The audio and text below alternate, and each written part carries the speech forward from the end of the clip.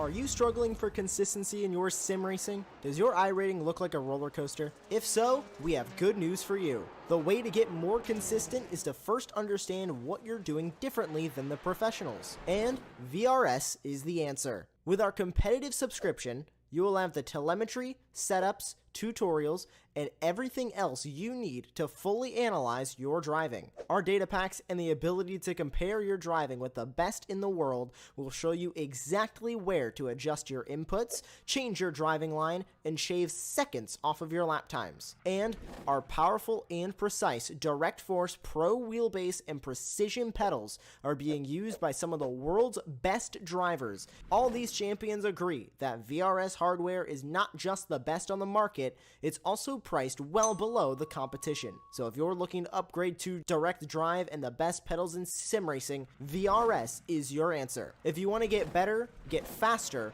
and make it happen sooner rather than later, you owe it to yourself to find out why so many people are switching to VRS. You'll be so glad that you did. Visit www.virtualracingschool.com and learn why the best use VRS.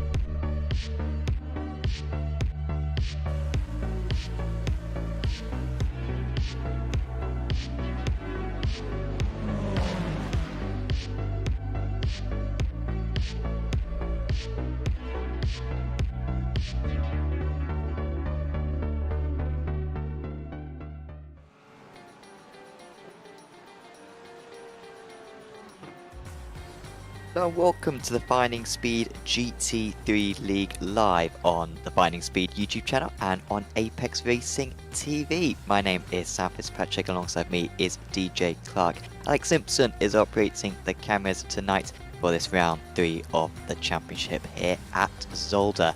DJ, this is one of the tightest circuits we will visit all season long. It's a circuit that maybe not all the drivers will enjoy, but it's nice to be back here. I feel like we haven't visited this track too often recently on Apex Racing TV.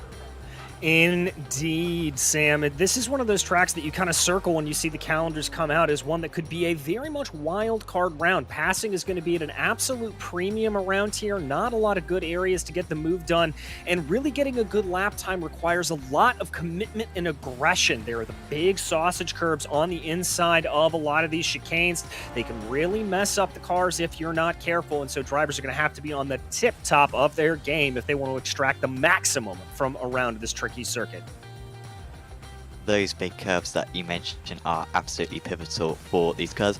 These are GT3 cars, they're not single-seaters, so they can deal with the curbs somewhat, but certainly they've got to be careful, and it can easily damage the splits, and of course can even cause an engine failure potentially. I've seen that before around this circuit, so you've got to be very cautious. I think we have the championship standings available in the professional, the amateur and the teams championship, and we're only 2 meetings in, and it's been a fairly crazy season so far. A lot of the drivers who are at the top of the standings in round 1 weren't around for round 2, and so take these results as with a grain of sand. It could easily change in the remaining rounds, but at the moment it's Herkon Grebstad at the top.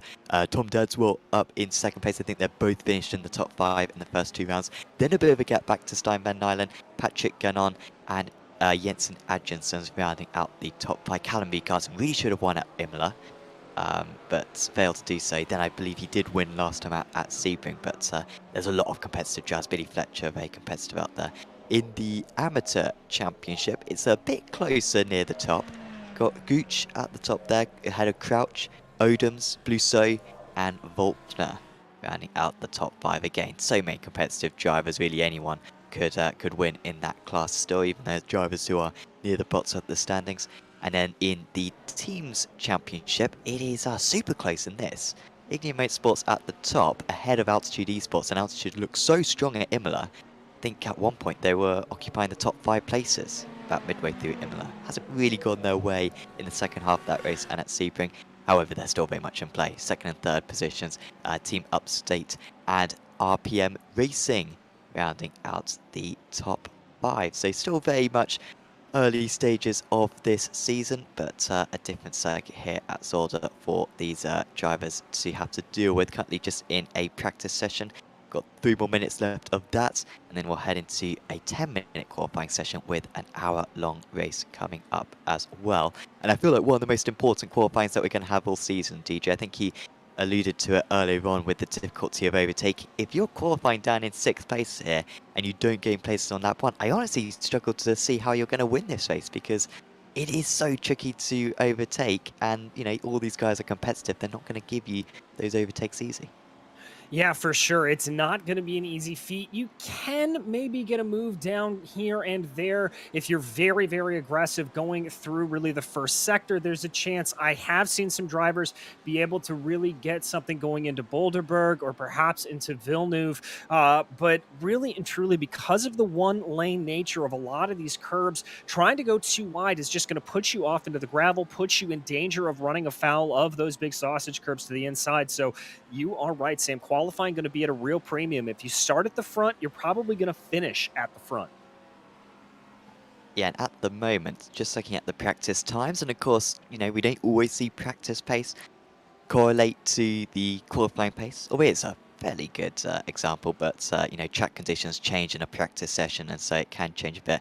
Callum Gartson at the top of the practice sessions, and of course, unfortunately, you haven't seen the first couple of rounds, DJ, but of course we did cover the Sim Racers World Championship, and Callum was extremely quick in that. He joined mid-season, and I'm pretty sure every race he took part in, he was basically on course to win. I think the only race that he didn't win was maybe Mid-Ohio, where he had that long pit stop. But we know how quick a guy he is, and he's put at the top of the practice standings once again. So, I mean, for me personally, I think he's certainly my favourite for tonight's race. Yeah, I think it would be a little bit foolhardy to go against Callum here, that very, very quick number 22 machine. And you are right, absolutely a dominant force there in the Sim Racers World Series, and really a powerhouse in whatever car he gets into. So Callum Garton definitely one to check out for. But the drivers behind him, no slouch as well. Grebstad, we've also, you and I have had the pleasure of being able to cover as well, a very, very quick driver there too. Yeah, and he's currently at the top of the standings. Really, whatever Gartzen does tonight, it's unlikely he'll be able to overhaul Grebstad. He's going to have to sort of play the long game and overhaul that points deficit over the course of the next few rounds. But if anyone's going to be able to do it, it is going to be Callum Reed Gartzen. He's going to be able to come back from that adversity. Of course, for those listening on or watching on the Finding Speed YouTube channel, you probably already know this. But Finding Speed is an iRacing and YouTube content creator providing broadcasted community races, leagues, chat guides, and how-to videos for iRacing enthusiasts. And you can learn more at findingspeed.com. And you can join us for another live broadcast tomorrow night in the form of the Green Hell, which is a 2-hour solo sprint race designed to help esports teams and drivers get ready for the official iRacing Nürburgring 24 hours next weekend, which is certainly the event that you need any amounts of practice that you can possibly get in. And also after that, excitingly, the next Finding Speed community race will be the Gaggle at the Glen in anticipation of the iRacing Watkins Glen 6 hours in June. If you're interested in joining, you can learn more at findingspeed.com/race. And of course, if you're watching along on Apex Racing TV, go to, subscribe to the Finding Speed YouTube channel. Get a lot of useful tips to improve your performance on iRacing over there. As we flick over to the qualifying session, the drivers, I believe, can set a maximum of 3 laps, so they are limited by the laps rather than the time here, DJ. So maybe just a bit more emphasis on taking your time, making sure that you get those tyres in the perfect position here on the out lap, so that you're in the right position to go for a lap here, because this qualifying session around this track, it can go very badly very quickly. Yeah, indeed, it can go very badly very quickly, and I think that's why you're going to see on this first lap for the drivers putting in a banker lap, putting in a time that you're not pushing at 120%. You're maybe keeping yourself restrained a little bit to 95 to just make sure you get a good time on the board, one where you're not running afoul of any of the track limits, where you're not having any problems like that. And then once we get on to lap 2 and 3, that's when the gloves are really going to come off and these drivers are going to be absolutely pushing. I wouldn't be surprised to see a couple of invalidated laps there, but I also wouldn't be surprised to see some very quick laps there as well. Yeah, it could be Hero Zero. It's probably one of the best tracks, honestly, to see drivers really push it.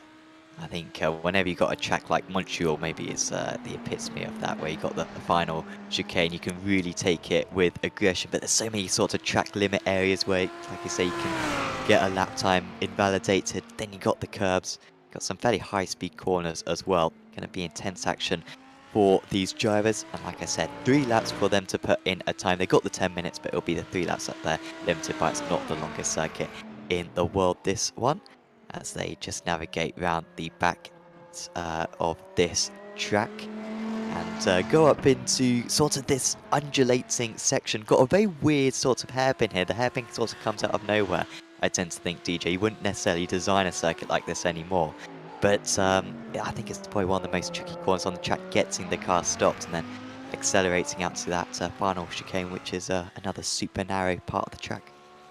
Yeah, and that chicane there at the end, Jochen Rindt, is called very much limits overtaking coming out of the corner. It's not like you're really able to get that side-by-side blast coming down through there. Somebody's got to give as they go. And as we watch Akaranza here, this Audi is a car that I would be a little bit concerned around here. That is not a car that is a big fan of bumps and curbs, and so I wouldn't be surprised if that car is a real handful for any of the drivers who chose it here today. Yeah, we'll see what time he can put in. I think he's pretty much the first driver out there, so his time will be the first to come up on the timing tower. And seems like a pretty stable lap for him so far. Of course, perhaps going for the strategy of just getting a clean lap in initially and then being able to build on that. Now he goes through the chicane and not taking too much curb there. It does look spectacular to take all the curb, but it's not very fast. And it's not very safe either. But I expect some chaos on lap 1 when it comes to that. I think those lap times from Dad's Well & Co, I don't believe they are... Well, maybe they are proper laps, to be fair. But yeah, seeing a few drivers cross the line right now. Daswell currently at the top. ahead of the amateur drivers. We're still watching Okuransa just deal with the hairpin. And still a few more drivers setting times as well. I think they may have just been where their pit stall was, that they've set a lap time on that. I'm not quite sure. But anyway, Dudswell at the top of the standings at the moment, but we've still got a lot of big hitters to put in their first efforts. Yeah, they certainly are. Plenty of big names to come in. A lot of those 128 ones. I think you're right about the pit stall there, but we'll have to figure that out as the drivers continue to work their way around the track. Right now, Ludovic Zeichen, who's going to call it quits, not liking what he put down. So he's going to come back in and come back out there, jumping around here to Odoms. So Fletcher moves up into second place. Billy Fletcher was the race winner from round 1, and thank goodness I'm not seeing Mark Fletcher out here. And I always have to mention it. Mark Fletcher and Billy Fletcher are not related. They're in the same team. They're equally as fast. They finished top 2 at Imola, but there is no relation between the two of them. But fortunately, Mark isn't around here tonight, so I don't usually wish ill on drivers, but I am very thankful about that. It means that makes our job a bit easier. Oh, apparently he's in the chat. Oh, excellent stuff. So Mark, taking one for the team there. One of them had to go. You can't possibly have 2 of them on track as Callum Garton goes to the top of the standings. I'll get back to topic now. He's on pole by 0.17 at the moment, so 1.5 tenths clear. Similar distance to what he had in practice as well. And that is the type of pace we were expecting from Callum Garton. Believe he's still got one more lap to go. It seems like Dadswell has given in then. He did his first 2 laps, then I think he had his 3rd lap invalidated. Billy Fletcher now just crossing the line. Can Fletcher improve? He does improve, but he remains in 4th position. So he's still looking very good for Altitude Esports. 1, 2, 3, 4 on the grid, but Callum Garton currently with the edge over his teammates. Yeah, Callum there with that very good lap as we focus here on Odoms, on Hopkins. Once again, the driver from down under doing a good job here to get that car around. He is going to be in 6th in that AM category, so that's a very good time. Dropping down, though, it has to be said, as more and more of these drivers put down these faster and faster laps, it looks like this track is just catching everybody out here today, as we're seeing a lot of invalidated laps, a lot of drivers not able to put down their best times. Yeah, a lot of drivers staying in the pits, deciding not to set a time. In fact, actually, fascinating one here. Hakon Grebstad is just going through the final chicane, I think. And he has invalidated, I think, his first 2 times. He's about to come up with his 3rd time, and he was quick, was Grebstad, in practice. He was up in P2's championship leader. I doubt this is really going to worry the pole position, because he's surely had to back out on this time. Let's see if he does pop up on our timing tower. I don't see him there. Wow, so Grebstad now starting another lap. I think he's still got one more lap that he can set. But Grebstad, with his first 2 lap times invalidated, really is not making this one easy for himself. And this could go absolutely disastrously for him if he does start at the back here. Here comes Hopkins. Can he get a little bit further ahead in the amateur standings? He's pushing to the line. But it didn't look like an improvement. Well, it seemed like it was invalidated lap time. So Hopkins doesn't improve, but that pole position in the amateur category looks positive for him right now. Indeed, and yeah, that's a big story, as you said, if Hakon Grebstad is unable to set a time out there, but very, very crucial as we are running down the clock here and drivers running out of laps. As you said, does look like this is going to be a lap race rather than a time limit here in qualifying. As Soto moves up to 17th place, he also invalidated a couple of his laps, so he's gone up to 7th place in the AMS. Grebstad now just approaching the final corner. We've also got Alex Peck still to put in his last time. Soto still got another lap time. Mystic, Barchata, and Kahea as well. Kahea could move up the standings where he is one of the pro drivers out on track. Grebstad just crossing the line now, and Grebstad moves up into 3rd place. So good effort there from Hakon. But wow, his heart must have been pumping on that lap, because first 2 lap times invalidated. He should always be up in the top 5. He's one of the fastest drivers out here, is Grebstad, and he rescues that qualifying with a good lap to finish the session and goes up into 3rd place. But you have to feel like probably there was a bit more on the table there, because he could not have been pushing at 100% on that final lap, knowing what was at stake. Mystic, I think, just going to 22nd. I think that may have been a bit of a change there. Lynch as well still out, and Marin is about to approach the line as well on his lap, and we've also got Dadswell as well, still pushing, and he will complete this lap, so watch out for Dadswell. This could be a pole position time, albeit I don't think his second time's look very good, and he has decided to bail out. Yeah, deciding to bail out there in about the last minute of qualifying, but still a very impressive run there for him to be P2 overall. Obviously, the leader of that amateur category, so very, very good for him as we close down here on the last 50 seconds of qualifying, just waiting to see if any other driver is going to be able to put any times down. I think Ollie Morgan might be able to put in a time. He is a gold driver. He's just approaching the line at the moment, and maybe Lynch as well. No, he's gone back to the pits now as Morgan. So maybe Lynch, the amateur driver, if he goes pole from this position, then my goodness, I think that'd be the greatest bit of sport I've ever seen. So looking forward to that one. By the way, Mark Fletcher lets us know he's at Donington Park today. So hopefully Mark is having a nice time there. And once again, thank you for not turning up today. Really cannot emphasize the thankfulness that I have. And Robert Lancaster also saying 1 to 4 all altitude altitude motorsports. Not the case, unfortunately. That was broken just as he sent that message, and that is a bit of a jinx because Grebstad was able to move up into third position. And there's the grid. You can see altitude esports not 1 2 3 4 but 1 2 4 5 is not far off. Grebstad splitting them in the middle there in third. Then it was Stein van Nylen in 6th place at his home track.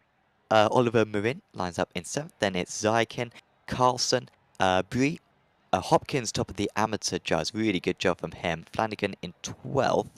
Then it is Scott Angelo, who leads up a huge pack of amateur drivers. Brack Crouch, Chris Gooch, Igor Bembik, Stefano Coccio, Matez Nieves Soto, Matt Knudsen, Robert Odoms, Phil Reagan, Alan Mystic, Dan Ocaranza, Graham Lynch, Nicola Lavagna, Carl Gray, Mads Seja, Alex Peck, Dan Mori, Juan Manuel Cajea, Filippo Puccetti, Christian Volkner, Ollie Morgan, Jose Barchala, and Patrick Gannon. Interestingly, a few pro drivers near the back of that one. I'm just seeing 5 pro drivers in the bottom 7 positions with this one, DJ. So we could see a lot of changes with those guys getting back to their normal places because they've got about 15 amateur drivers lined up in front of them.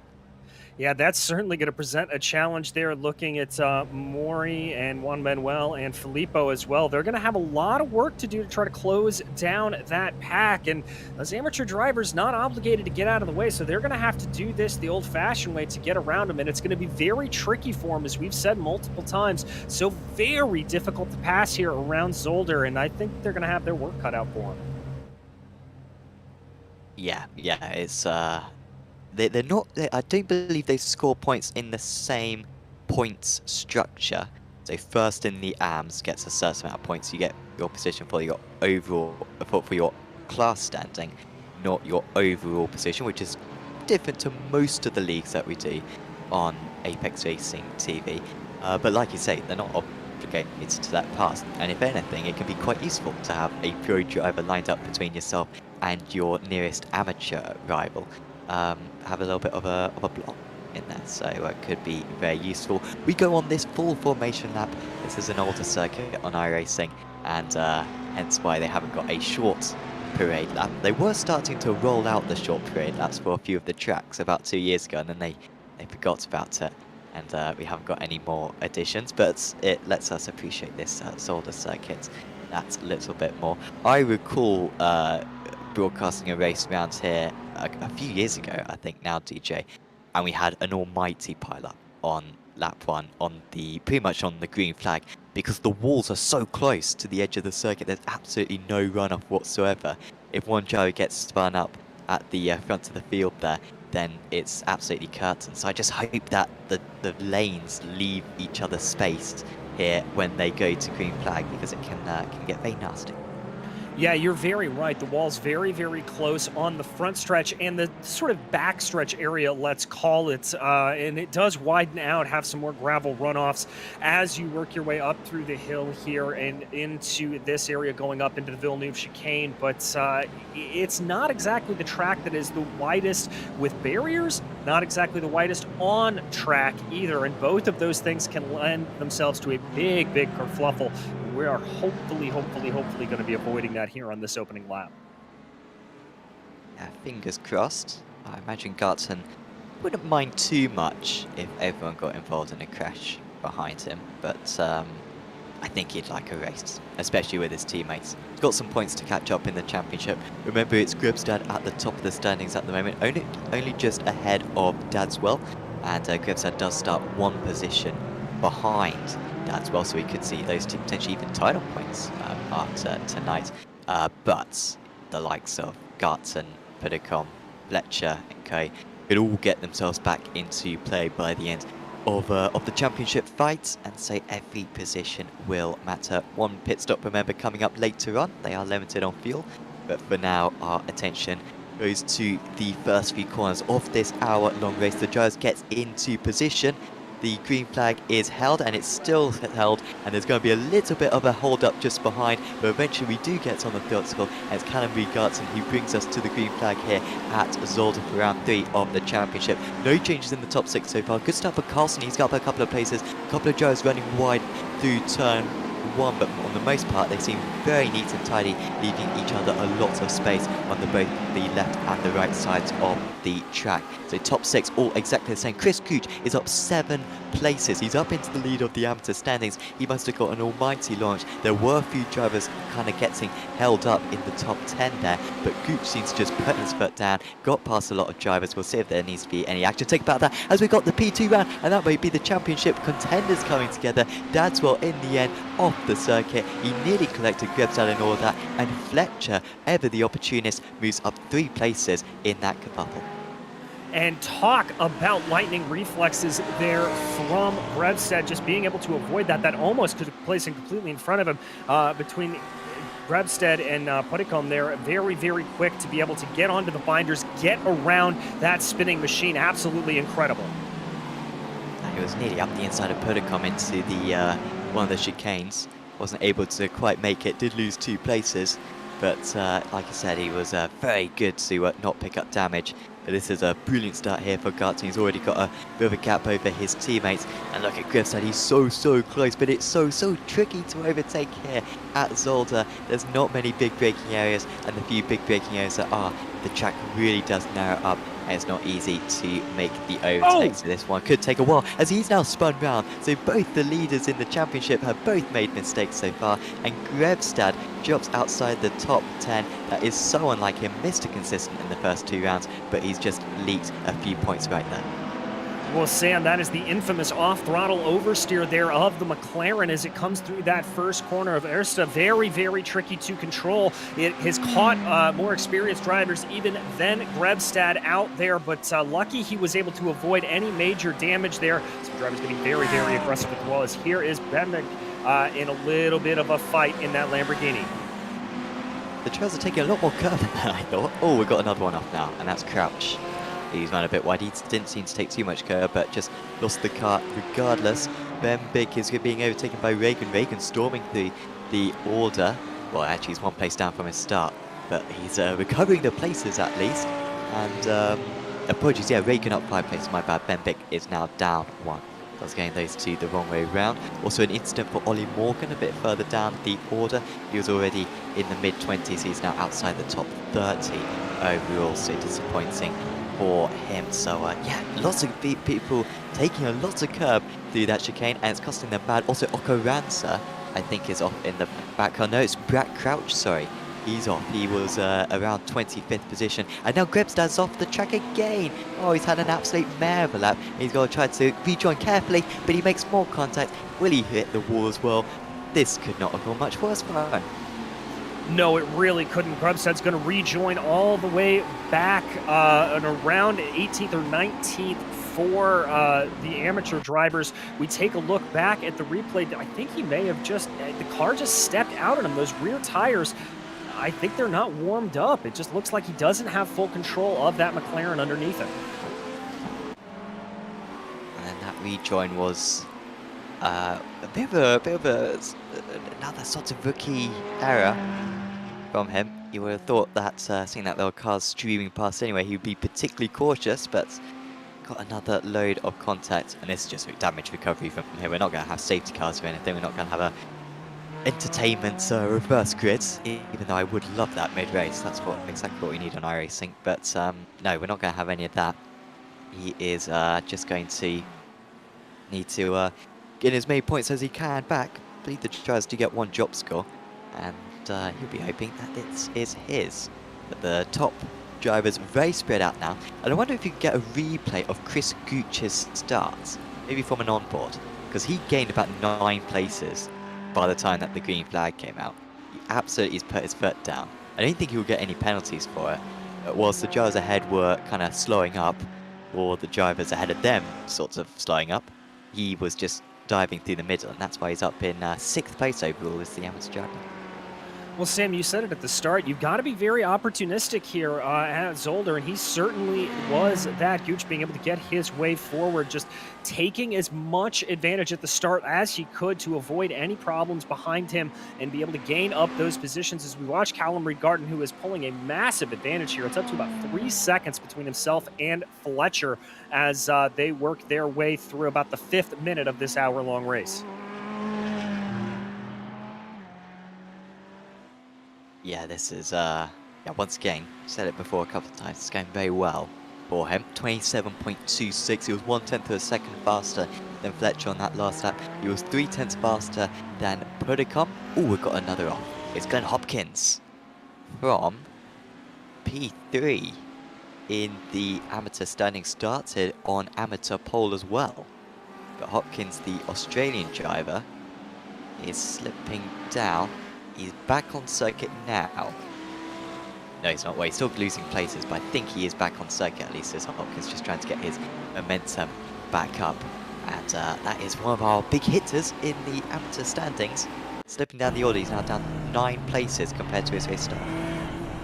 Yes, he is, and here comes that replay from Chris Gooch. Just watch this anticipation. Everybody checks up. He recognizes the green is out and puts that right foot down on the loud pedal, just splitting the difference between everybody. And good there that he didn't try to split onto those next couple of cars, move himself out to the outside line. Very, very heads-up driving and a very measured, aggressive attack there from Gooch to start off the race. Yeah, he was just in the right position right there, and no hesitation whatsoever. And yeah, really benefiting a lot of position, particularly that move to the outside was very smart from him. So that's why he's up in 6th place, and to be fair, whilst very established drivers have been making mistakes in front of him, he has been keeping it all neat and tidy, and he's not dropping back off Christopher Carlson, who was another driver who got a very good start. 4 places gained is Carlson. Stein Van Nylen struggling to keep up with the Altitude Esports drivers. He is slipping back right now. Carlson and Gooch matched each other to 100th of a second. And that last lap, Marin was actually 4/10 faster. In fact, actually, Van Nylen, Carlson and Gooch all got the exact same time, a 28.13 on their last 12th of the circuit. But yeah, Marin about 4/10 of a second faster than all of them. They are starting to turn into a pack of 4 right now, these drivers. But Carlson, maybe just as quick as the driver ahead, but he's going to need a bit of overspeed in order to pass. As there goes Dadswell up into P10, overall P9. And remember, he is on that recovery drive after that incident that we saw him do. So good for him to be up this far right now. Looks like Timothy Bry will be his next driver that he's going to have to clear on by about 2.5 or so seconds up the road. So he'll have some smooth sailing right now. This will be a good indication of what Dadswell's absolute pace is. There you can see Bry just ahead of him. He's already pulled quite a gap, hasn't he? Well, how far do you think he could get up to? I mean, Gartson looks secure, Fletcher looks secure, Pudicom P4 maybe? Or do you think that's pushing it a bit? I think that may be pushing it a bit. I think a top 5 here for Dadswell would be ideal. It would be fantastic, but that's about the maximum I would imagine he will be able to get. But I've been proven wrong before, Sam. Well, I just wonder maybe if, well, to be fair, Van Nilen's pace is good. You lost a quarter of a second to Carlson that last time out, but on this lap, I think he's actually been able to pull away slightly from Carlson. Just wonder if Van Nilen is a bit slower than the drivers that he's ahead of, if he can maybe hold them up, and maybe that could help Dadswell out later on. Not quite sure, but that was a good lap there. He's into the 27s now. I mean, compare that to the leader, 27.16. It's one of the different league is Callum Reid-Garton. He's now 4 seconds ahead of Billy Fletcher. You can often be a match for him. I remember in Road America in the Sim Racers World Championship last season, really Fletcher should have won it. He got involved in an incident with a back marker, and he also underfueled the car as well, which didn't help. But he really had the pace to match Garton that time out. This is a really technical circuit, and it seems as though Garton has got his car absolutely hitched up around this track, and he is doing very well at the moment. Really good pack right now behind Reagan. We saw Reagan pass Benvik a few laps ago, but Benvik, to be fair to him, has been able to keep up with him. And Knudsen, Mystic and Lynch all close behind. That's the bats for 5th, 6th, 7th and 8th in the amateur standings. Yes, it is, and that is getting very, very close. I'm a little bit surprised here that we are seeing Carlson's BMW doing as well as it is. I would not have expected the BMW to be a great car around here. It tends to be a hair understeery, not nearly as necessarily boat-ish, let's say, as the Mercedes tends to be. But I think the lighter and more nimble cars would really be preferred around here. And so it really is a testament here to Carlson that he's able to keep up the speed. That BMW tends to really exist well at top speed tracks, and this is certainly not that. Yeah, you can say that again. He won that last lap. He was absolutely flying along. The gap just seems to extend and then cut down a bit. It's not easy to get perfect laps here at Zolder. I mean, getting the curbs just right, you might get it one in a 1,000 laps. We absolutely clipped them just right. Corner appropriately, but also don't unsettle the car too much. Looks alright for Carlson, taking a lot of the second curb. Some of these cars will be able to take more curb than others, and of course it comes down partially to the setup that you adopt as well. He's getting closer and closer. 0.6 of a second is the gap a bit. He loses a little bit through the 3-point chicane there. I think he was a bit deep on the brakes on entry, and the gap just extending out a little bit once again. We're in ahead of Gooch just behind. But, yeah, no change between those drivers. There goes a move from Dadswell. He's up another pace. He's ahead of Bree now. And that one was down at the hairpin. Haven't seen too many moves around that part of the circuit so far. There was a little bit of contact as well. But you can see how close Dadswell is relatively to the guys who are fighting for top 5s right now. Yeah, he's certainly moving his way up, really closing in a lot more than I would have necessarily anticipated Dadswell to be able to do. Let's watch the replay here of this move. This is down through that sort of sweeping left-hander that you line up for it. Just later on the brakes was Dadswell able to get it woed up. That Porsche there behind him of Bree, not exactly, not exactly giving him all the space in the world, but a good move from Dadswell and well executed, it has to be said. That was good, wasn't it? He was a long way back, and that's why you don't move in the braking area, otherwise that would have been an absolute disaster between the two drivers. But no, I love to see that one. He just positioning the car well, all fair. As we see that back to that I was just alluding to a few minutes ago. Reagan at the front of this, but he doesn't seem to have the pace that I thought I honestly thought Reagan would pull away. He seemed to get past these drivers so easily earlier on, but Benvik is really close, and Benvik might be in line for a move here. If you've got an opportunity at Zolder, you've got to go take it, but he just hesitated. Now he's gone wide. To be fair, it seemed like Reagan was really slow as well himself, and now Knudsen, he went wide. They're all messing up the corner, and it seems to be a domino effect going backwards in this pack.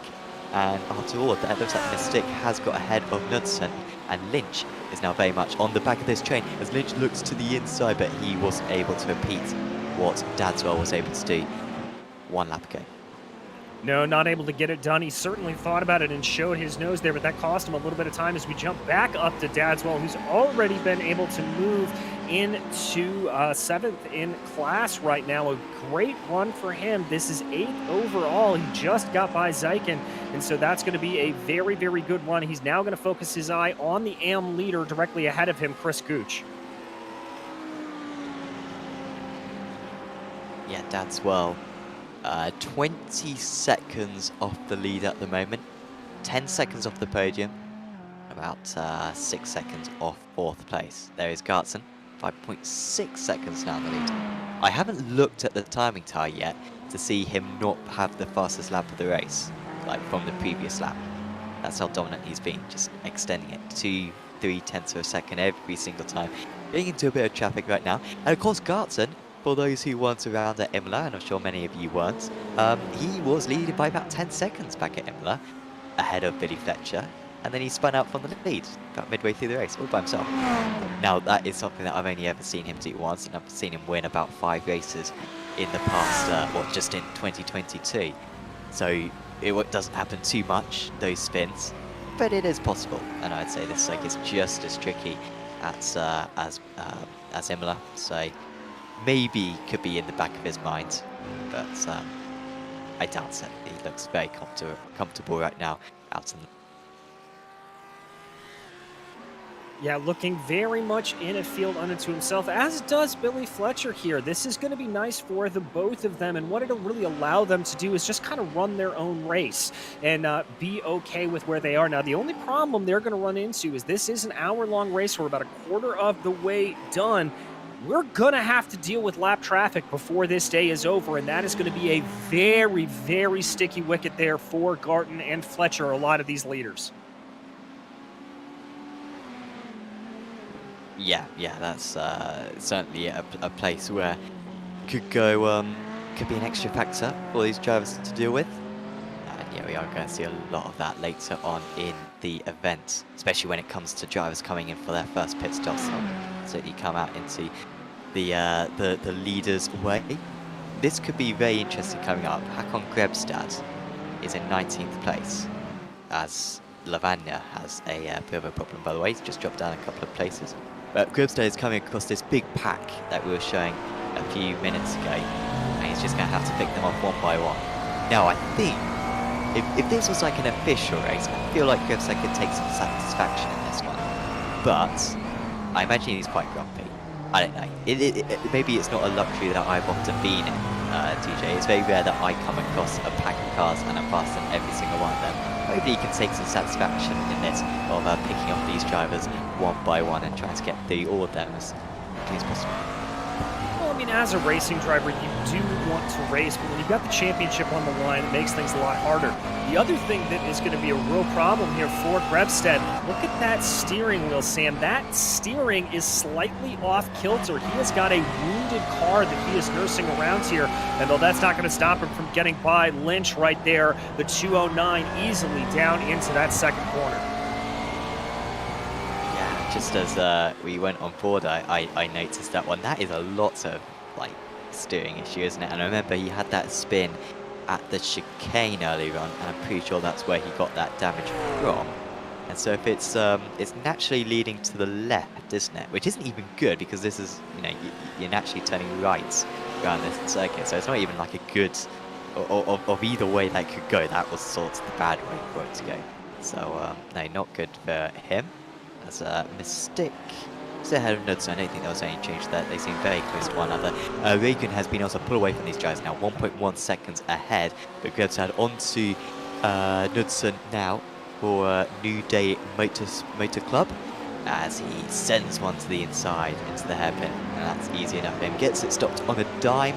Loses pretty much no time with that move. And he's up a couple of places in the space of less than, well, pretty much half a lap. He's done those two moves. Yeah, and it really goes to show you the absolute talent that is Håkan Grevstedt. Is, you know, he said he's got that steering issue. I know a lot of lesser drivers would have just absolutely parked the car at that point. There's no real solution that you can give in the pit stops or anything like that, but he is not only soldiering on, but working his way through the field as now he comes up behind Mystic, and I've got to think before the end of this lap, he'll have that move done on the 7-Eleven. We say that there's no solution. In the real world, there would be no solution apart from like a mallet, perhaps. But in the iRacing world, the magical place of iRacing, we do have faster pits. We have one faster pit for each driver. So you can get that fixed at the pit stop. Is he going to go for it? No, no. Smart decision. Smart decision. But he can get that fixed at the pit stop. So I wonder if we'll see him come in for an early pit stop here. Grevstedt and get that damage fixed. Problem is, if he pits it, he pretty much got a lap down.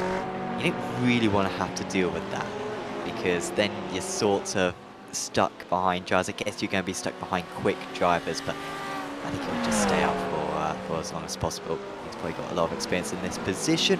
Ooh, he nearly hits the back of Benvik there, but Benvik was just about quick enough himself through the corner.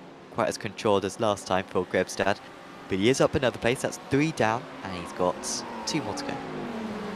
Yeah, he'll just continue to keep plying his way through the field here, I have to imagine. Benvik and Reagan both will be next on his order. Still a lot of way to go to even crack into the top 10, though, it has to be said. And I'm sitting here watching this, just kind of thinking to myself, Sam, what could have been for Grevstedt had he not had those 2 incidences? He's clearly got all the speed in the world in, I believe, is the lone McLaren in the field. Yeah, I doubt he would have been able to challenge Gartson tonight, but I think he would have been either racing with Fletcher or Pudica. I mean, judging by his qualifying pace, he was very quick as he's up another place now. There he goes. Into 15th overall. Remember, he qualified in 3rd position ahead of Fletcher, who qualified 5th. So, gotta wonder if he would be in that 2nd place right now. Gartson does look like in a league of his own. But, yeah, a lot of points gone begging, but, yeah, could be a fun race for him, as he's done very well with this traffic, and he's just got 1 more to go. There hasn't been too many moves, by the way. That's sort of why we're paying so much attention to this, and he loves that hairpin. Good to see moves down at the hairpin, and he is up into 11th place. Next up for him is Kocho. Kocho is 7 seconds ahead. That's probably going to take him the best part of a quarter of an hour to gain back that time. Grevstedt is also 45 seconds off the lead, as Mystic is in the pit lane. Interesting. The very unique pit lane entry we have around this track. So Mystic, I didn't see any damage on that car, but it was in that pack for a while. As Zykin with a big slide. That was amazing camera work there from Alex Simpson to catch that one. Absolute 6th sense right there. And we catch the move with Bree going alongside. You go ahead, no, you go ahead. And eventually Bree moves to 8th. Yeah, and that was a very, very impressive slide and an impressive catch there from Zykin. But he's going to look to fight back here a little bit on Bree. Bree was about a second behind before that rattled off, so I think Zykin may have a little bit more speed woed up behind him in the Ferrari, but he's also going to have to watch out for Scotty Angelo in that Audi behind as he's starting to close down on him as well. I'm wondering if that may have overcooked the tires a little bit for Zykin. He may have to spend a lap or 2 just kind of cooling them down and getting them back to a good operating temperature. Yeah, it's a good shout because there's not really an opportunity to cool down the tyres around this track. Once you do heat them up, you're just going, you're back into corners. And yeah, can be tricky to cool them down. Gotta have a lot of control in order to do that. I wonder if you get the track temperature up on the screen actually, to see how warm it is. It looks sunny up there, but I think we're using the 2nd of April. No, 26th of March even, so it's not going to be that warm. Oh wow, 65 degrees Fahrenheit. That is as cool as it gets in iRacing world. 81 degrees Fahrenheit, which is about 27 degrees Celsius, I believe. So warm, quite. but not super warm. Yeah, cooler than what we see a lot of the time, especially when we get into the summer when the official series start using the June and July dates. But, yeah, should be able to cool down the tyres somewhat, but not particularly easy around this track, as we see Marin and Dadswell moving through the back markers. And I believe that is Mystic in and out of the pits, so that gives us a relatively good idea of what that pit stop delta is going to be. I can also report that I believe, unless my eyes deceive me, Grebstad has also just come down, and he is out. Yeah, 17.78 seconds stationary. Mystic was 30 seconds stationary. Now that's really long. I would have thought... I'm trying to remember how long the pit stops have been in the previous rounds.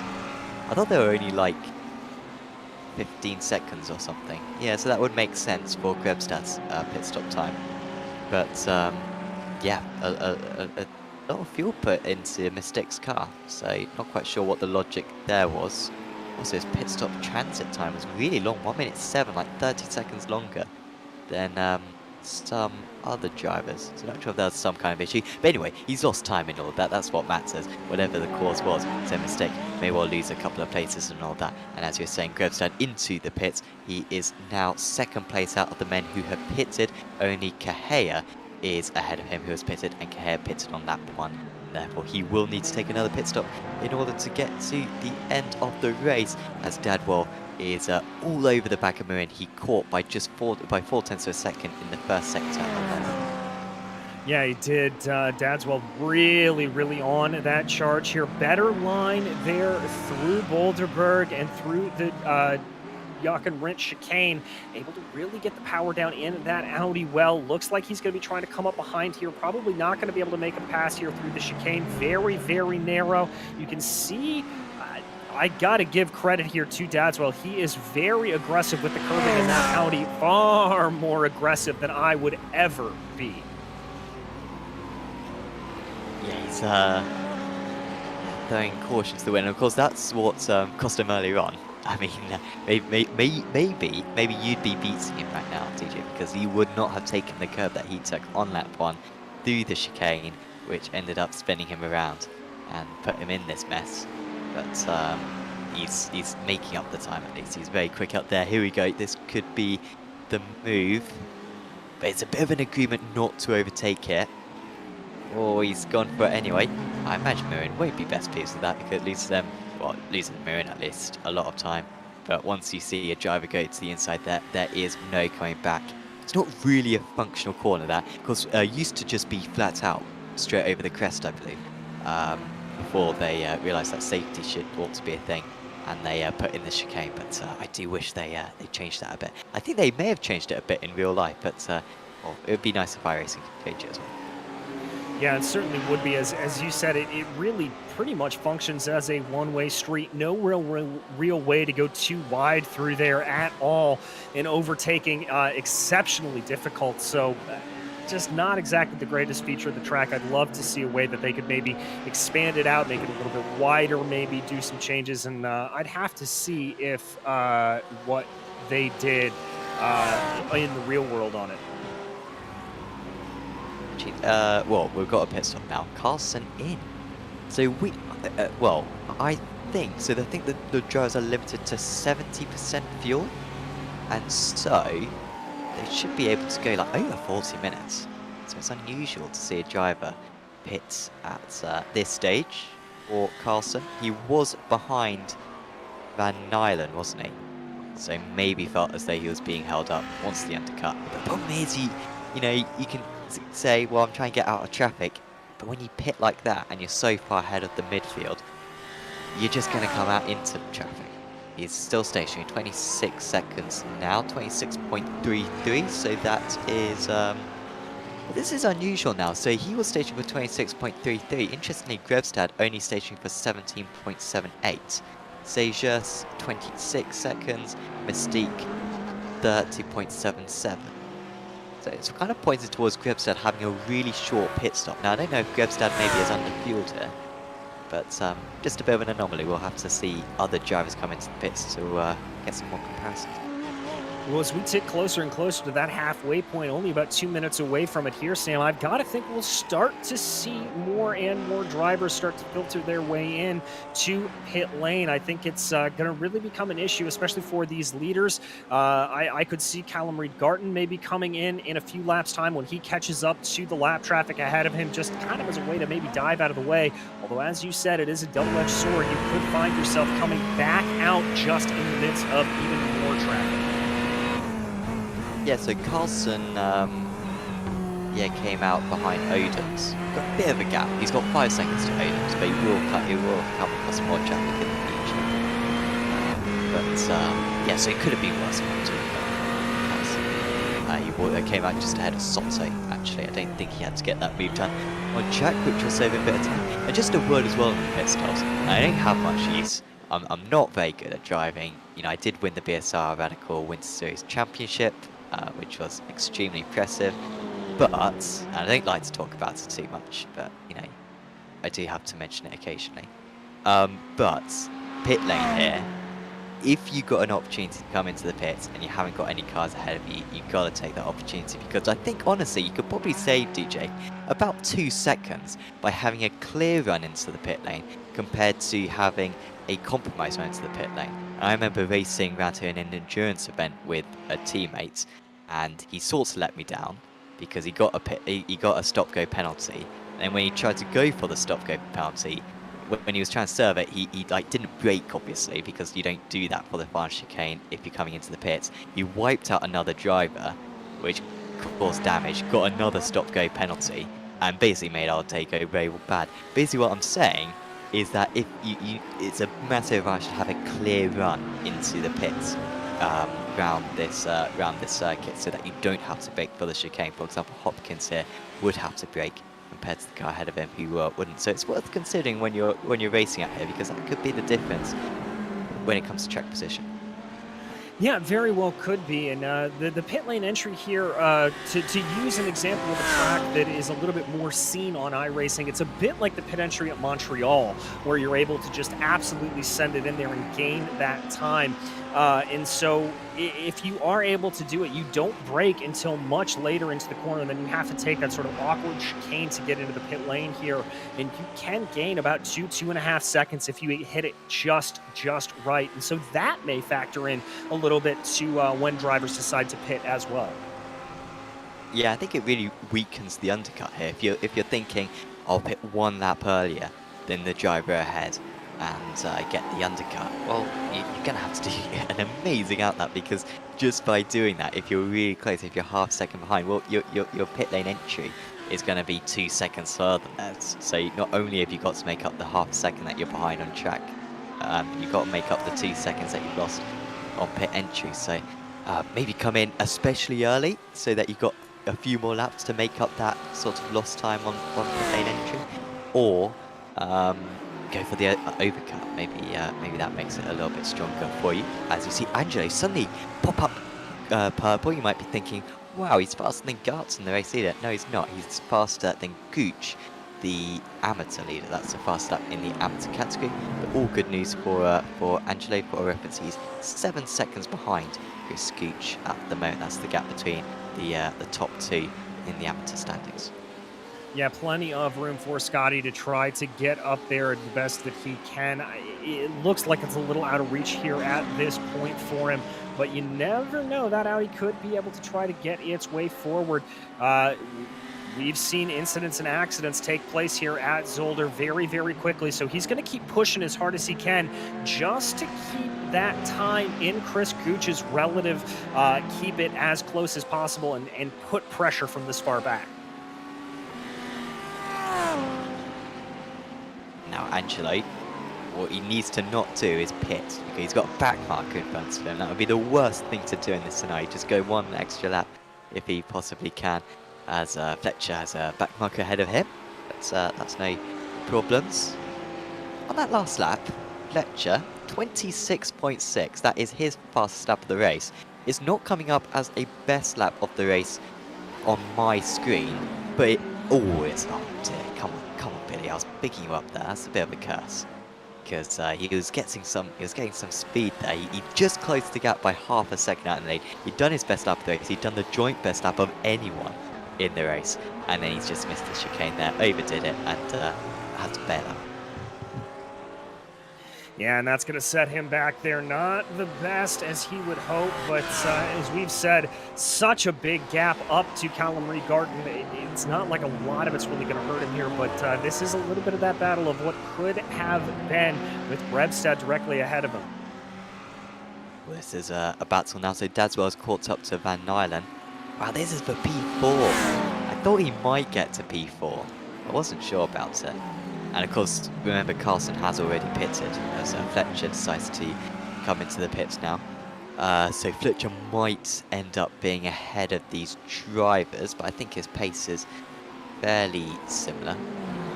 Sorry to say Fletcher, I think I meant Carlson at least. 27.6 for Carlson, so actually Carlson was much faster than Van Nylen on that last lap. As here comes Dadswell, he is going to move past Van Nylen, not fighting that one at all. They aren't in the same team, but he didn't want to have any parts of that, did Van Nylen. So Dadswell into the podium positions now, with Fletcher coming into the pits. So that will turn out to be either P4 or P5, depending on where Carlson is. As Fletcher, let's see how long he is stationing for. He's up to 17 seconds. So I'm very confused, because we've seen some low 20 pit stops, we've seen some high 20 pit stops, we've seen some mid-teens, and yeah, on that time at least for Fletcher, 17.5. That's one of the shorter pit stops we've seen. Yeah, this is all over the place in terms of pit stops, and I'm not sure what to make of it exactly here, Sam. I'm about as lost as you are. Yeah, because Carlson, who was another front runner, 26.3. That's 9 seconds longer. And it's not as though Fletcher's had any draft or done any fuel saving, as far as I can work out. And so I don't know why there's such a big range there. You wouldn't have just taken one tire. Oh, what's happened to Fletcher now? He's off the circuit. What has happened to Billy Fletcher? Oh, well, that could be controversial. Could allow Pudicon potentially up into P2 later on.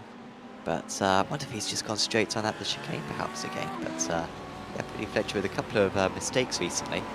But yeah, back with the pit stops, wouldn't have taken just one tyre. At least I don't think he would. That would just upset the balance so much. It'd be far too risky to do something like that. So yeah, odd to see the drivers have such a range there. It's Billy Fletcher not helping himself with this couple of mistakes. Look at Angelo, absolutely painting the town purple right there. Is another fast lap. He's starting to close up here. I'm liking this run from Scotty Angelo. We've got only about 24 minutes here to go, and he's got about 6 seconds to try to catch up to Chris Gooch ahead of him. He was able to take a good chunk of time out of him on that last lap, the tune of about 0.5 of a second. So if Scotty's able to keep up this pace, we may have a little bit of a race for the lead in that AM category. And that is what we want to see. Just looking at the championship now. In the amateur standings, Chris Gooch currently at the top. Crouch in second place, who had a problem earlier on. That's why he's so far down. Odin's in third. And to go back to 9th place behind Scott Angelo. So he needs points to Scott Angelo. Joe, that we've seen quite a bit on Apex Racing TV. That is why he's got the fantastic logo. That's how you upload a logo, guys. And go to SDK Gaming, download the driver information app, and yeah, he got rid of the background there, and look how nice it looks. It's a great logo anyway, but it showed off brilliantly on this SDK Gaming overlay. So great work there from Scott, and he's probably won the championship in that regard. No, he's down in 9th place in the amateur championship, but his pace is very good. The gap down to 6 seconds from about a peak of about 8 seconds at one point. Yeah, starting to bring it in there a little bit. Some more drivers coming into pit lane. Zyken there behind Scotty Angelo coming on in. We'll have to see what his pit stop time is going to be, as this ever-evolving mystery of what is the correct length to pit in is. Oh, that's damage to the leader. That is massive damage on the right side of Callum Reed-Garton's machine. Not enough damage to bring him into the pits or something. He seems very confident about it, but you're absolutely right. That's a lot of damage. God, Imola flashbacks all of a sudden. Could Podicom win this race? I doubt it, because Gartson looks very comfortable. He's still got that faster pair available as well for his pit stop. But yeah, wonder how that one has been able to appear. With a back marker, Podicom now into the pits. Just shows how far behind he is, doesn't it? That's Gartson's around the first few corners of the lap before he's even able to come into the pits. Podicom. That's Dadswell, look at that, 26.6. One on the first lap, remember. As Gartson moves across, takes a lot of curb there. Having a couple of problems, and that's a slowdown as well for Gartson, but he had a nice gap beforehand anyway, fortunately. Yeah, indeed, he did, trying to bleed a little bit more of that time away there. I think he's been able to hold it down, but yeah, the incident with the back marker there, definitely putting Garton with a lot of damage. You can carry on like that. That looks like it could just be body damage, and as you said, thankfully here for him that he is going to be coming down pit lane relatively shortly to take that pit stop, and he will be able to take that free repair. Yeah, that'll be very useful for him later on. So I'm just trying to rewind actually to where the instance was, as he's now got into the pits to fix that that damage. I think he got that damage a few laps ago actually. Did Garton, as far as I can work out. He seemed to have it for a little while, but she's so confident he was out about it, and maybe just very much telling us that, guys, it's no stress. It's no stress, this damage. I can still go 4 more laps on it. I'm not going to change my pit stop lap for anyone, damage or no damage. And that's where he kept on going. And there he is, Marin into the pits. Dadswell into the pits. Expecting high teens. It seems like high teens is the go-to, with a few exceptions. Christopher Carlson has lost out. So Carlson was behind Van Nylen before the pit stops. He's actually lost out to Chris Gooch in the pit stop times, because he lost 7 seconds, and he's now 5 seconds behind Gooch. So mistake there from the Swede to maybe underfueled the car for the start of the race. Didn't put a full tank in. I don't know why he'd do that. Or maybe just took excess fuel, but mistake there from Carlson, and that is why he's further down the order. Fletcher stays in P2 despite the mistakes that he made, ahead of Dadswell, and Dadswell ahead of Podicom now. Interesting.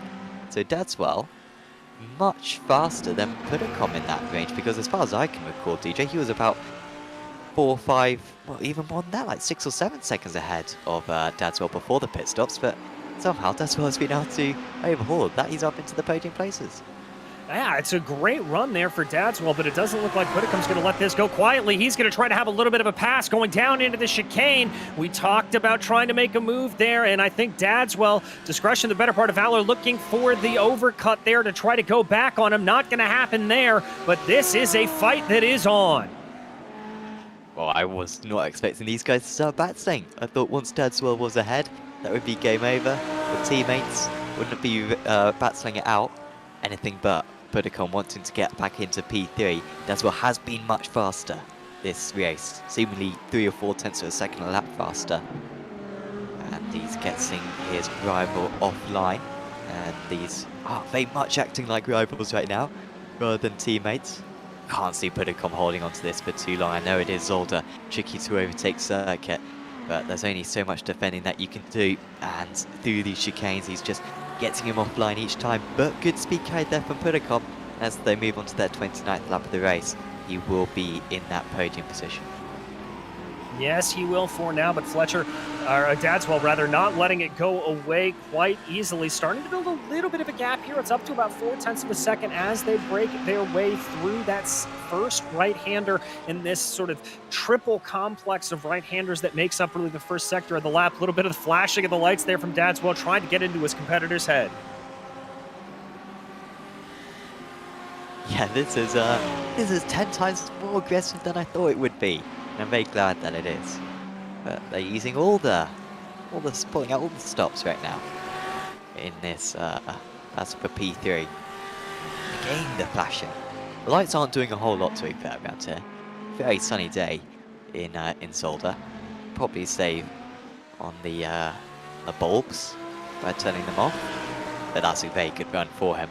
And you can see very clearly ahead.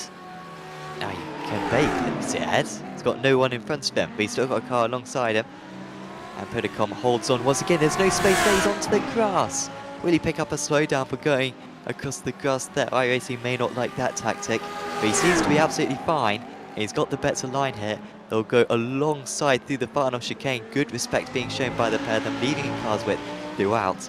And Pudicom holding on once again. They're losing each other. About 2 seconds a lap right now with all this battling. It's allowing Billy Fletcher to stretch his legs after the mistakes that he made earlier on. Round the outside goes Deswell. Terrific pace being carried there by the British driver. He's got the inside for turn 2.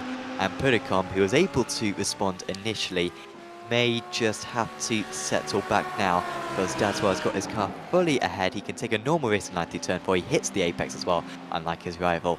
And Dadswell, very well earned, moves to P3.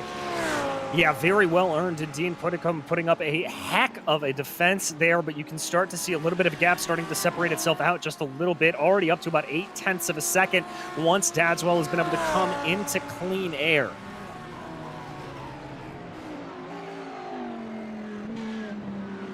Yeah, and he's, I think he might be, just back a little bit off the circuit, also Bree going off the track. Yeah, I think he might be faster than Fletcher. Well, that seems to be what the pace suggests, and of course he did out-qualify Fletcher as well. I think that battle may have ended any hope of him catching up to P2 though. I mean, it was going to be a long ask anyway, but I think the gap was about 7 seconds. Gap now up to 10 seconds due to all the battling.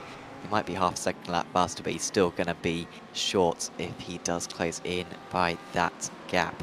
So, yeah, unlikely now for the P2 for Dadswell, but he would be championship leader after that, because this man, Akon Gemstad, had a mare. He's up to P8 at least. He's ahead of Bree. Zykin came into the pits fairly early, so I think he may have got him during the pit stop sequence. Oh, Gemstad has to come into the pits. Of course, he had that shorter pit stop, 17.78 seconds. But I'm surprised he's had to pit again. And really made for the Norwegian. This is going from bad to worse. Yeah, I'm not sure what exactly can explain this either. It's just sort of a strange incident for him coming back down. Don't think it's a Could drive-through. be incidents. I mean, they get 17 incidents before their drive-through. That's a he didn't drive-through. stop. It was a drive-through. Gosh, so I mean, it could have maybe been that he didn't serve a slowdown. But I think more likely it was the instance, which is odd because, I mean, we saw him serve. We saw him have 2 spins earlier on, didn't we? So that would be 4x. I think he got a bit of a hit as well from another driver, so maybe upgrade that to 6. But that's still a lot of off-jacks, isn't it? And it's Zolder. I mean, the off-jacks aren't too bad here.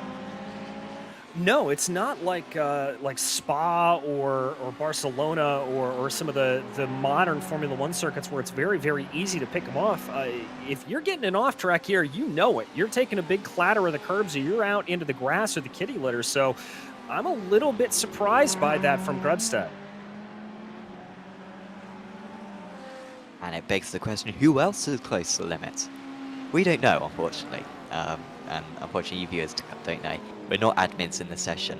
We can't tell you who has got the instance, but well, maybe that sense of wonder is a good thing. So if anyone does come into the pits from here on in, expect that to be the reason, because everyone else has got the pit stops that they need to get done. I think Jose Barchala down in 28th position overall. He's not even on the timing tower. He, I think, has another pit stop, so, but that's it. Everyone else has pitted and should be fine to continue to the end of the race. So, yeah, anyone who does end up in the pits, most likely due to a penalty.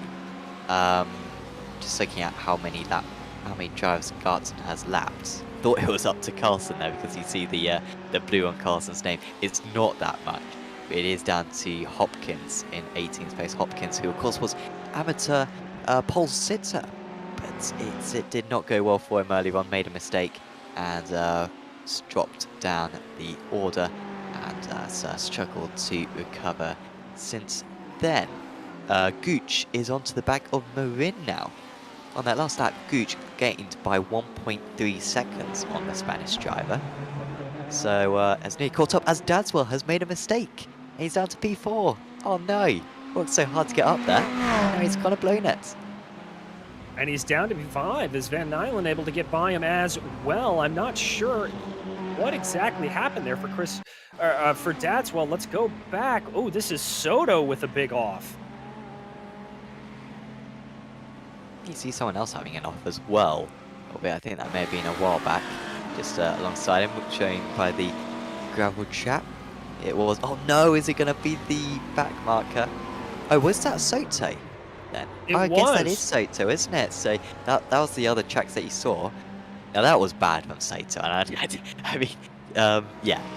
You seem to accelerate as he went into the corner. That's not what you meant to do. Shame, I'm sure it was a mistake.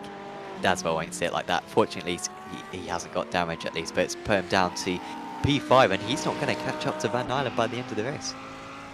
No, he certainly won't. I think that P5, I guess, we thought it was going to be good when we were talking about his recovery drive, but now it'll be a little bit of a disappointment.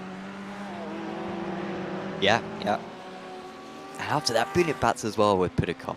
It's a shame for it to end like that. So, what has happened? Oh no, so Gooch has lost the lead then in the amateur zone. So, unfortunately, two major things happened simultaneously, and we went to a replay of one of them. And we'll have to get a replay of what happened to Gooch, because he was battling with Marin, driving so well, brilliant pace, and they were having a good battle as well. And then they went side by side into the chicane. And it just doesn't work, guys. And you know what? I think that's Gooch's fault. He knew that a car was alongside him. He didn't leave a car's width on the inside, and that is why he drops a few places. Needs to be joined safely. So the 333 down to second place in the AMS, and you score points for your class position as well, remember. So you didn't need to pass Marin, and of course that's sorts of the difficulty and the ultimate hindsight. You shouldn't have gone for that move, but hindsight's 2020. Yeah, indeed it is. And, you know, Gooch has just had such a fantastic race here. Remember that amazing start he had to get things going. Very, very disappointing to see him fall down quite like that. I really am not a fan of that. And but as you said, I have to agree with you. That was definitely his fault cutting across on that move. And of course, you can't really leave any more space there, but it just shows if you're on the inside into that corner, you need the other driver to back out, otherwise there's going to be contact. I think, and I always like to play this game. We've got close cars here. Zykin, is he going to be able to hold off Flanagan? Basically, the game that I always like to play in the commentary box is, what change would you make to a circuit? If you could change one thing about this circuit, what would you change to? I think what I would change is, we talked about it a little bit in that Kleine chicane. I would extend that out a little bit more, try to widen it potentially. I don't think necessarily you need to get rid of it, but just make it so you can potentially go too wide through there and open up an overtaking zone, because you can carry some good speed out of Bianchi and be able to get side by side. Yeah, just widen it up, like you say. Have a bit of a gap between the two apexes, and then you could probably have some good racing there. But yeah, it's very it feels like a quick fix when maybe he suddenly wants to change it, and maybe change it for like a year, and then you need something permanent, and it seems to have just stuck for about 40 years as that change. So, you know, would be a good one to adjust that part of the track. And maybe get rid of the far chicane as well. That'd be quite good. That's, most of the circuit is still very fun. Even those corners are a fantastic challenge here at Zolder. Zykin simultaneously wanting the end of the race to come very soon, simultaneously wanting it to extend out a bit, because he could gain a place here from the checker flag. We could lose a place. Yeah, he could lose a place. These three drivers 1.2 seconds separated. They've got Grebstad 16 seconds behind. Grebstad is catching them by about 1.5 seconds per lap, but he's just going to come up short. Yeah, with about 7.5 minutes to go, I think that big gap there for Grevstedt just not exactly going to work out in his favor as he continues to try to go in. This is your leader, Callum Reed-Garten, as he works his way through the field here, still just picking his way by a little bit more lap traffic. That's crazy that Garten is nearly a lap ahead now of Grevstedt. It shows how dreadful Grevstedt's day has been. I mean, it cannot be understated. I mean, he's had as many mistakes in this race, I think, as I thought he would commit all season. And I mean, if that is all his mistakes for the season, then it's good to get them all done in one race. But it has been remarkably awful for him tonight, and he's going to lose the championship lead. But yeah, like I said, you know, get a drop score, use this as a drop score, and hopefully can maybe erase it from your memory. It ever happened, but for Callum Reed-Garten, all very positive for him. Needs to gain back some points to win at Sebring, but lost a lot of points at Imola, so had to gain back some points. That is what he has done. 19 seconds out in the lead. Ooh, there's almost a collision between the teammates just ahead of him. That could have been very bad. I think that was Alex Peck just in front. Yeah, indeed it was, as we focus back on our second place driver, or this is Zyken here, as we focus back on him. That battle starting to spread out just a little bit more breathing room among these drivers. Yeah, he's close enough to overtake at the moment, is he? 3 different teams, so there's no sort of allegiance there. As we see, Dan Ocaranza. Oh dear, well, Dan Ocaranza's in the pits now, so that's a bit of a spoiler for you. It went bad for him. Hit the wall. Oh no! Wow, I mean that wall, that must be made out of titanium or something. Absolutely destroyed it, the car. Maybe radioactive, and seems he has broken the car, and had to go back to the pits. Shame for Ocaranza, and I wonder if he's already used his fast repair as well. Might be able to re-enter the track towards the end of the race. Knudsen with the toe profile picture. It's very disturbing. Let know if you're disturbed in the YouTube chats. We talked about this extensively last week, or 2 weeks ago. Ooh, he's nearly hit the back of Peck there, and gosh, that could have been disastrous. Yeah, it could have indeed. Thankfully, that is not for position behind him, so he doesn't really have to worry about an attack from behind. He's still got about 7 seconds back to Brock Couch. That is one of the faster drivers coming on through right now, so he'll just have to try to re-rack here in the last 4.5 minutes to try to get back on Peck, but that's going to be a tall order.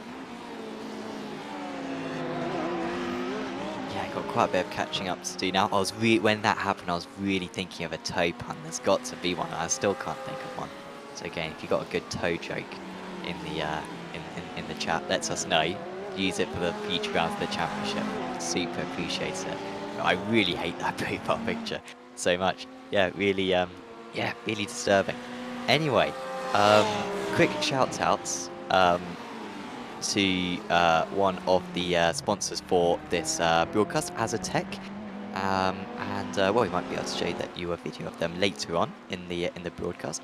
But do check out Asetek. Go to their website, and you can check out Invicta, the hydraulic sim racing pedals from Asetek SimSports, and reviewers all agree these pedals are like the pedals of a real race car. You can dive into the glowing reviews at asetek.com/simsports/reviews. Do check them out. Thanks to Asetek for sponsoring this series. We tune back in on our amateur race leader. Yeah, Scotty Angelo just be able to continue on here. Has about 3 seconds and change over Chris Gooch behind him as we get about 3 minutes to go. Crossing the line right now. Laps at about 1.5 minutes here, so I've got to imagine we're probably 2 to go at the line for our leader. Yes, and these guys are a bit more than half a lap back.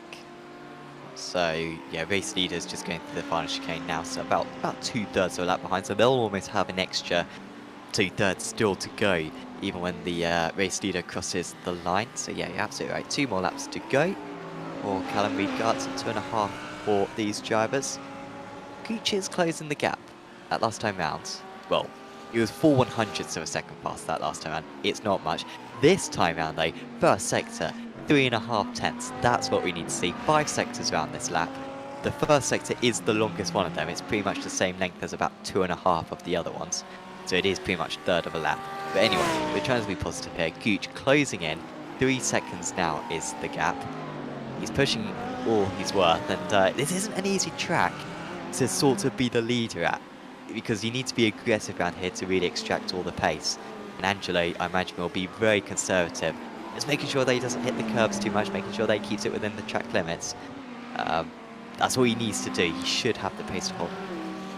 He should have the pace to hold on, but being able to hold on around here at Zolder, we have seen just how many mistakes can get offered up. He cannot let his concentration lapse for even the briefest of millimoments here as he goes around 2 laps to go for Angelo. Look at that, they're both setting their personal best laps of the race. Gooch a couple of tenths faster, so they really are delivering their best, and it doesn't seem like Angelo is holding back too much at least. Probably not driving at 90%, but still driving smoothly and quickly as the fuel burns down. Of course, the tyre wear shouldn't be too bad in these GT3 cars. Angelo quickly gets past the back markers, absolutely no stress right there, and he's only got maybe 2 more. Seja, Crouch is a little bit further up the road as well, but I don't think he'll catch up to Crouch. So it should just be 1 more car to deal with, and then the road will be clear in front of him. Gooch not doing too much on this lap, so it's looking very good for him. No close battles in front of him. Closest battles behind are Lynch and Hopkins, and also Peck and Knudsen, but nothing too imminent as we move into the final half minute, and we are well and truly on the last lap of the race. Yes, we are, as they get going down here. Clock about 15 ticks away from 0. Was that was Gooch into pit lane? My goodness, has he run out of fuel? This would be a huge change. I'm seeing if he is registering as coming into the pits. No, it seems like Gooch has continued, so it could have been someone else perhaps. Maybe one of the back markers. But I appreciate the drama that you're trying to inject, DJ, right at the end of the race. Love to see it. No drama for this man though. Callum Gutson rounds the final corner. Hasn't been a great start to the season, but he's going to make it back-to-back wins here. The British driver for Altitude Esports Blue crosses the line, and he wins in dominant fashion at Zolder. Picks up a bit of damage through the race, but it did not slow him down one bit, and Gutson brings himself right back into championship contention. Fletcher finishes in 2nd place. He just crosses the line. Now we've got a long gap back to Buddicom. Dadswell has caught up to Van Nylen. What a performance from Dadswell. He's not going to overtake him at the final chicane here. He is close. He could go for this move. He's glitching out. He's ghosting out. Is he going to go for it? He's not going to go for it. Will Van Nylen manage to get it stopped? He will do. You've got to feel sorry for Dadswell. He got taken out by a back marker in the closing stages. He's still running to the line though. He hasn't got the straight line speed needed. Van Nylen beats him by 4/100ths, and Dadswell with... well, he put himself into trouble in the first time he played, so you can't call him driver of the day. But he did do a very good effort with the comeback. Angelo just kept it clean. Really good stuff by him. Up 5 places from his start. Great pace as well for Samsoi Blue. And Scott Angelo wins in the amateur category. And from 9th place in the amateur championship heading into this round, he will be surging up the standings and undoubtedly is one to watch for the championship. Gooch losing that lead in the closing stages through a move with Marin, but still extends his championship lead. A good night for him. At least I hope he is able to view it from that. And Kocho was a lap down on the race leader, and I think he may have run out of fuel, so that may have been a good thing. Unless he's just driving it very slowly out there. He finishes the podium in the amateur standings, and then Nicholas Puddicombe making it an Altitude Esports Blue 1, 2, 3. They were 3rd in the team's championship heading into this round. I have little doubt they'll be at the top of it now. Yeah, just an absolutely dominant day there, sweeping the podium for Altitude Esports Blue. So a very, very good day, and an even better day for Callum Garden, just absolutely dominating and taking home victory to the tune of 16 seconds. I don't think he will have a bigger gap for the rest of the season. That is, yeah, incredible stuff. Really great effort from him today. As he's stuck in the pit lane now. Oh, Callum. He's getting back to the pits. He's reversing a bit. I don't know what he's doing. Or whatever he's doing. He's put a blemish on this race win. Seems like he's cleared the pit lane now. Is a terrible pit lane entry, to be fair. Very narrow around there. Gartson wins, 16 seconds ahead of Fletcher. Gets another strong result, does Billy Fletcher. Wasn't around at Sebring, but that's now a first and a second in the races that he's contended. Budacom in third place. There was Van Nylen, Dadswell, Marin, Carlson, Bree, Zykin, and Flanagan. Grebstad, look at that. He was down in 11th. Had such good pace as well. But honestly, all his problems were his fault. He had 2 spins near the start. He picked up too many incidents as well. And finished a lap down.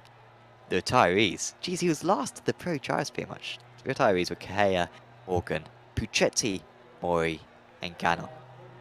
In the amateur standings, it was very close near the top, 3.5 seconds between Angelo and Gooch. The others were all lapped by the overall race leader, but Coccio really could perform a bit under the radar, but the Italian up there in third place. Reagan and Bembic were battling, I think, from the start to the finish. Reagan got ahead in the early stages and was able to hold off the why did I go for it's Slovakian or Slovenian? I think Slovakian. I don't know why I mentioned it. Absolute dreadful mistake there. Sorry, guys. Lynch in 6th place. Hopkins in 7th.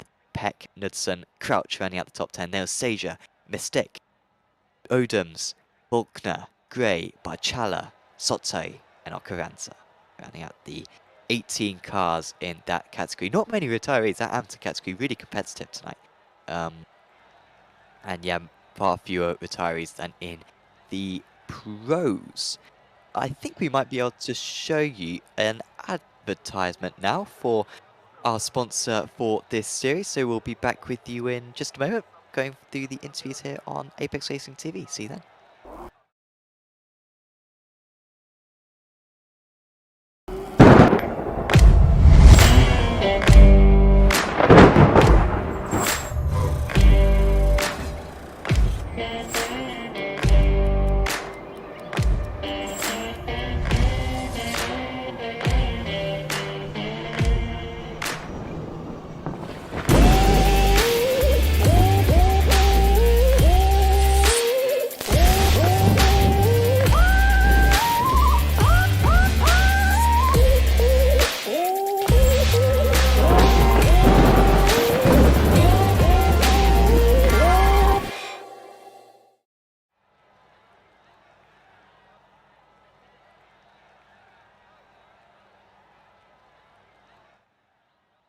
Welcome back to the Finding Speed GT3 League on Apex Racing TV and the Finding Speed YouTube channel.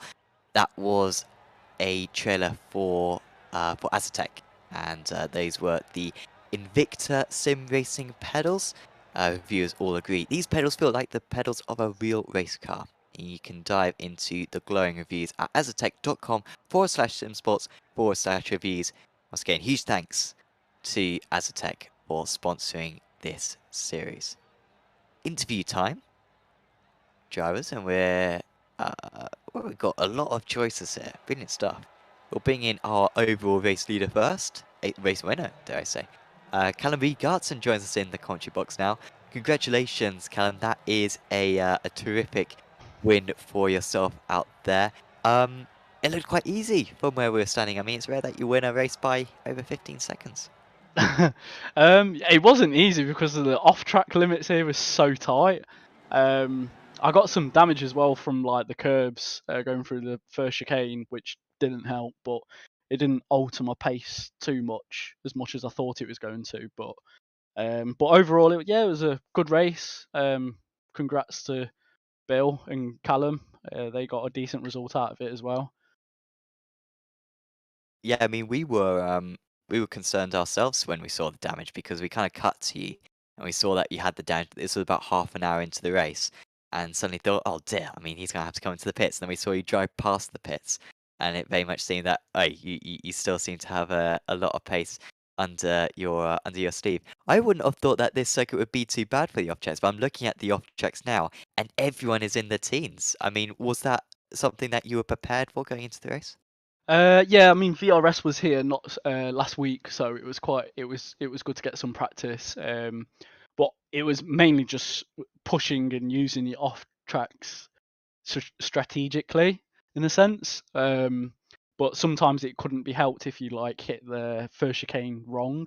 Like you'll always get an off track there if you hit the second bump, and it'll really upset the car, and you get an off track for it.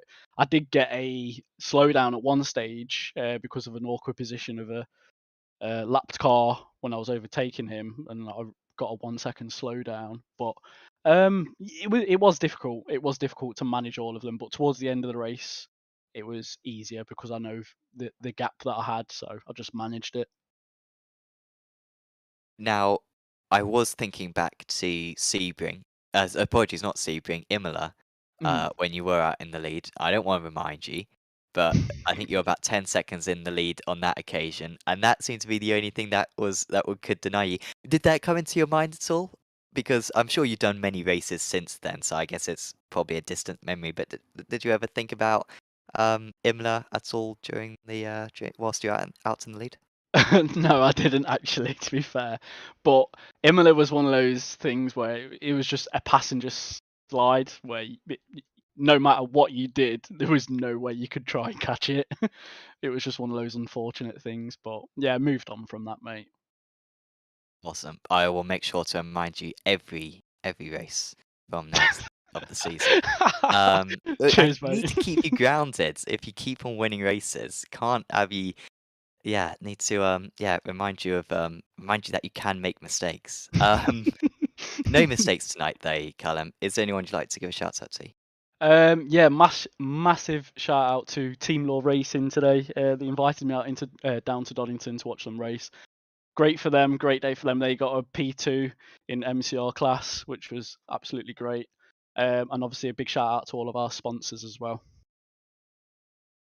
Awesome. Well, thanks for having a chat with us, Callum, and see you back next week.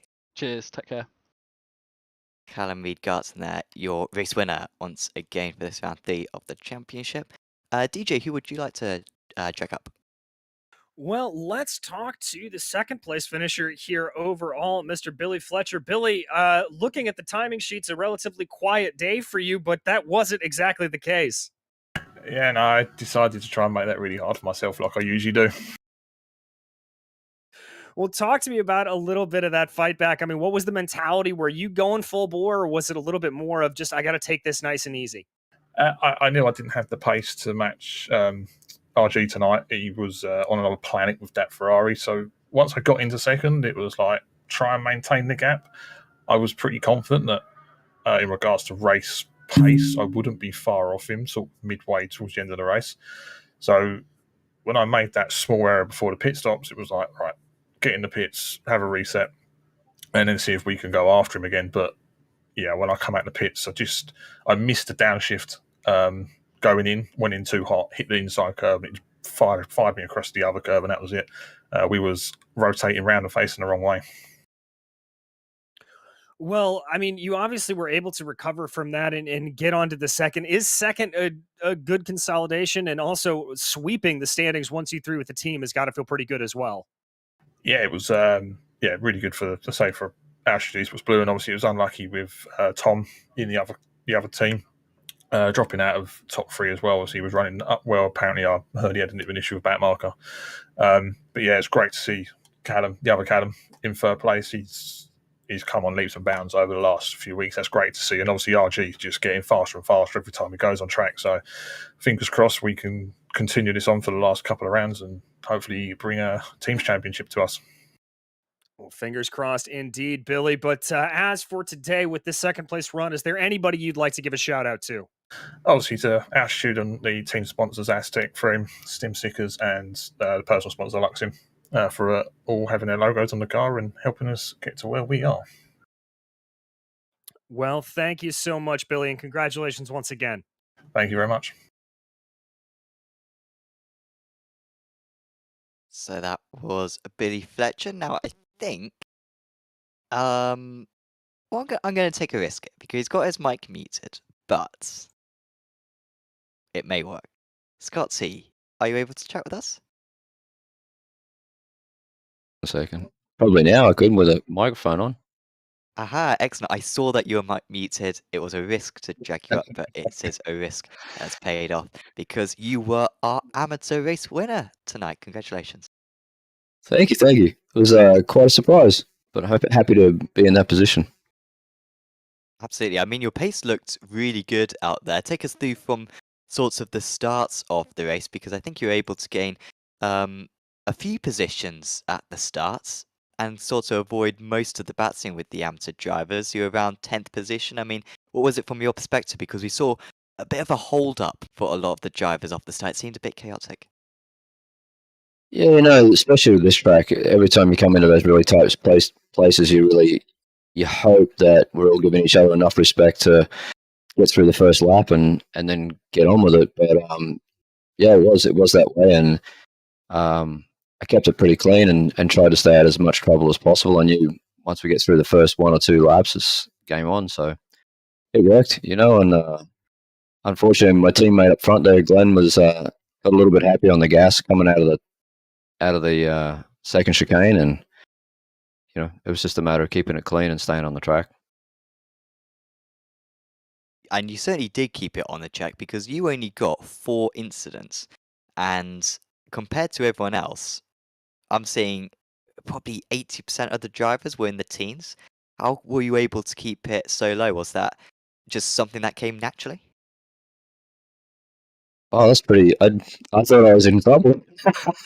um, I don't know. Something's going on with the Audi for me. It's clicking really well, and it can really hold the line that I put it into, and I was just trying to keep it as clean as possible and smooth it out. Yeah, I'm really surprised. I was happy with 4. I thought it was going to be a lot worse. And does this give you confidence that maybe you could challenge for the amateur championship? Because you entered this round down in 9th, but I'm sure you'll be up in the top 5 at the very least now. Do you think that this could be the start of a championship challenge? Oh, there's some fast guys here, you know. Gooch, he is wicked fast, and I was surprised to see him behind me. I think there was a spin or something there on the chicane, but look, you know, if it's there and I'm in the running, then why not just grind away and put the best laps in I can and hope for the best. Well, we wish you the best of luck for that one, Scotty. Is there anyone you'd like to give a shout out to? Samsoid Blue, you know, the boys in the Samsoid Blue team, and yeah, and you guys, of course, you know, for streaming it and taking the time and doing the broadcast. It's doing a great job. Thank you. Awesome. Well, thank you very much, Scotty, for the kind words, and yeah, best of luck for round 4. Cheers, mate. Scotty Angelo, your amateur race winner, and a really strong performance as well, not making really any mistakes throughout, unlike many others, and ending up on top. We have one more interview, I think, DJ. We do indeed, and I have been able to catch up with Callum Puddicombe. Callan doing a fantastic job out there, rounding out the podium for your team. This has got to feel good. Oh, 100%. This is like peaked everything because I've been learning so much from all the boys in altitude for the last couple of months. And yeah, leaps and bounds is what it's great to be on a podium. That's 100%. Well, I mean, was there anything special that you were doing to prepare for this track, or is it just speed starting to come along well for you? To be honest, I did a lot of VRS and a lot of GT3 fixed around here. I think it was last week it was here. And that was kind of my practice, and I just jumped in today, and it also just kind of clicked with me. And yeah, just getting smoother with inputs and knowing what to do when things do get a little bit uncomfortable it's just experience and something you get a lot better at as you do more. Yeah. Well, I mean, going forward, I have to ask: is a win what you're starting to look for next, or is it just for the goal for the rest of the season, continuing to get these strong podium results? Um, It depends. I mean, Barber is a track I've not really touched, and the kind of the same for Road America, because I'm still quite new to iRacing in general. But they're tracks that I'm looking forward to, and when you got people like CRG and Billy, and when Mark races, it's always going to be tricky. We're all very, very, very quick. So you know it's a case if you just take what you get. And today I just took the opportunities and made sure I was clean on track, and that's how we tried to do things. Well, it's a good run no matter how you slice it. Anybody you want to thank for today? I want to thank Tom. I mean, I feel so bad for Tom Dadswell today because of what happened in front. But that battle that we had, I don't know if you caught it. But yeah, that was some great driving, and obviously to all our sponsors at Altitude. They do so much for us, and they allow us to enjoy races like this. Well, I'm sure it is an enjoyable race from your perspective. It was enjoyable up in the booth. Thank you so much, Callum. No worries. Have a good one, guys. So I think that rounds off our interviews then for this week. And yeah, DJ, hopefully you've enjoyed your commentary for tonight. I think it was a good round here at Zolder. We had a lot of I'd say high quality racing. I mean, I'd say in the kind of head-to-head battles we had, there was very little contact, and well, I think particularly that Pudicom battle with one of the other drivers earlier on, desperately trying to figure out who it was. It was Dadswell, of course, wasn't it? Pudicom and Dadswell battling. One of the highlights of the race, but yeah, good battles throughout the order. Yeah, indeed, for a track that we were sort of cautioning may not produce a lot of overtaking, it sure produced some spectacular action up and down the field. A really great fit for these GT3s.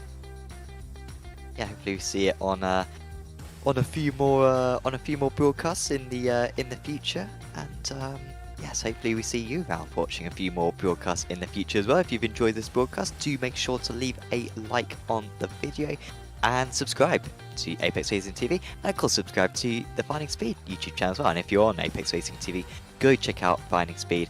Got some brilliant YouTube tutorial videos, and if you go to findingspeed.com, you can also sign up to community races hosted by Russell Barnes, and yeah, get into that Watkins Glen event. Really good preparation for the 6 hours of the Glen later on in the year. And of course, if you subscribe to either channel, do make sure to put notifications on so you know whenever we go live with a video. Also check out Apex Racing TV's Twitter, Instagram and Facebook pages as well. We would super appreciate if you could do any of that. And yeah, also a heads up for a few of the broadcasts that are coming up in the following days. I think we've got the Formula 3.5 Championship, in fact, later today, or is a very entertaining race on a Saturday evening. And then also got the Spec Racer for tomorrow. Got the Champion Motorsports iRacing Team Endurance race tomorrow. Got the Finding Speed Green Hell Community race, of course. That's on tomorrow as well. Yeah, Spec Racer Ford ARL Mazda Cup as well is at Hockenheim. That's the penultimate round of that. Rick Motec ARL GT Trophy as well. That's all coming up in the next few days on Apex Racing TV. So do check out the channel to watch all of those videos in the near future. But for now, from myself, Sam Fitzpatrick, from DJ Clark, and from Alex Simpson, we are going to say goodbye, and we'll see you back in a couple of weeks' time. See you then.